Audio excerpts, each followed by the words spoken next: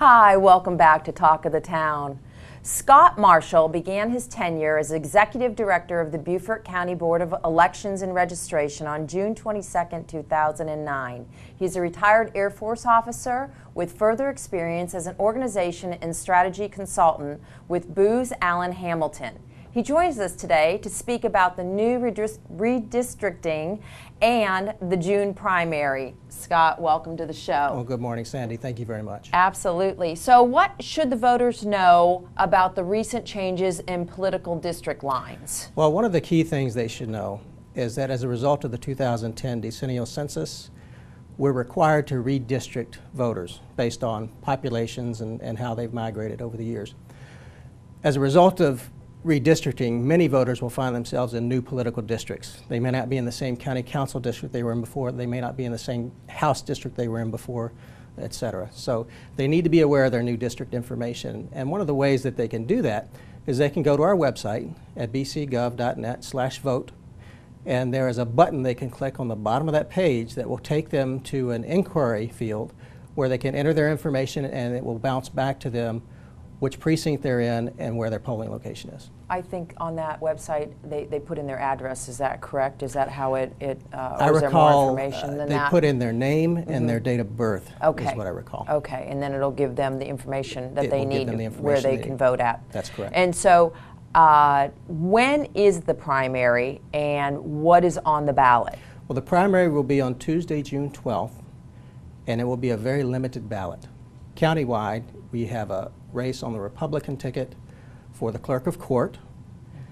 Other than that, we have a race on the north end of the county, north of the Broad, in House 122, we have a contest. And in County Council District 1, we have a contest. South of the Broad River and portions of north of the Broad River, we have House District 120, where we have a three-way race. And then I believe that is the totality of all the races that we have on the ballot this time.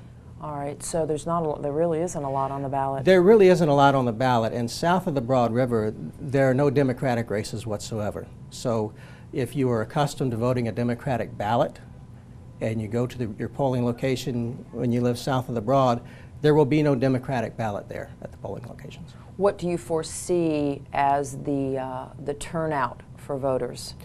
The turnout will be very mixed, I think. In areas where there is no hotly contested race, like the majority of north of the Broad, there will be very low turnout.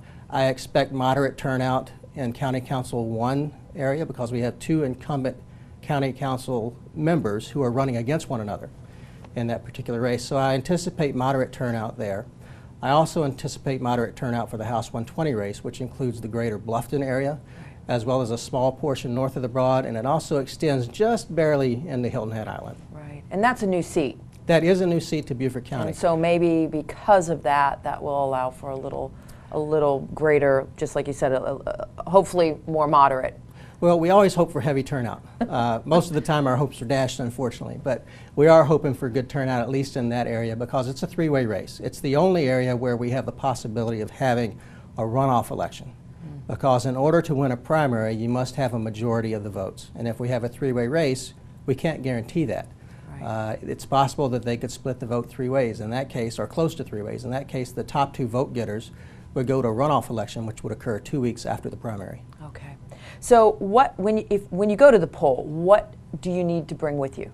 Well, this is one thing I want to get really clear, because we had a law passed in South Carolina last year that instituted photo ID requirement for voters. Unfortunately, that law was held up by the Department of Justice. They deemed it to be legally unenforceable. And so what voters need to bring with them to the polls on June 12th is the same thing they've always brought to the polls for the last few years.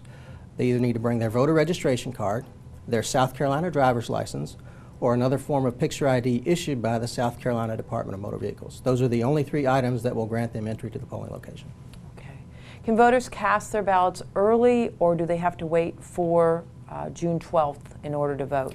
Well, we don't have early voting in South Carolina per se. We do have absentee voting, and you can vote absentee either on a paper ballot through the mail, or you can vote absentee in person at either one of our two offices in the county. We have an office at 15 John Galt Road in Beaufort where you can vote in person absentee on the machine between the hours of 9 a.m. and 4 p.m. Monday through Friday. And in Bluffton we have a location at 61B Ulmer Road, which is co-located with the Bluffton Recreation Center. It's just off of Burnt Church Road. And you can vote there between the hours of 9 and 1 p.m., and then we're closed between 1 and 2:30, and you can come back and vote again between the hours of 2:30 and 4 p.m. I think it's really important that people understand, number one, where they can actually go to find out what district they're in, Right. and I guess more or less the regulations of voting. So I'm going to let you, I guess, reiterate that.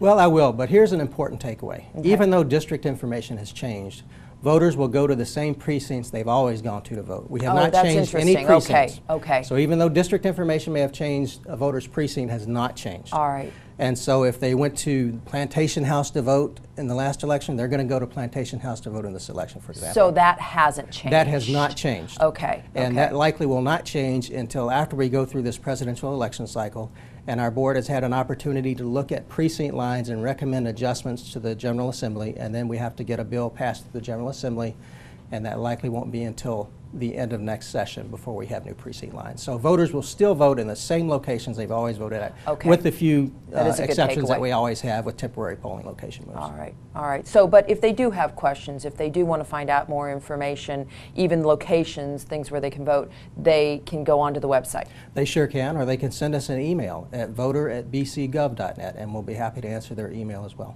Okay, terrific. Well, Scott, that was all very pertinent information. I appreciate you being on the show today, especially with the election coming up on June 12th. And thank you for having me. Hopefully people will vote, get out there and vote. I share that hope. Thank you. And we will be right back with Talk of the Town.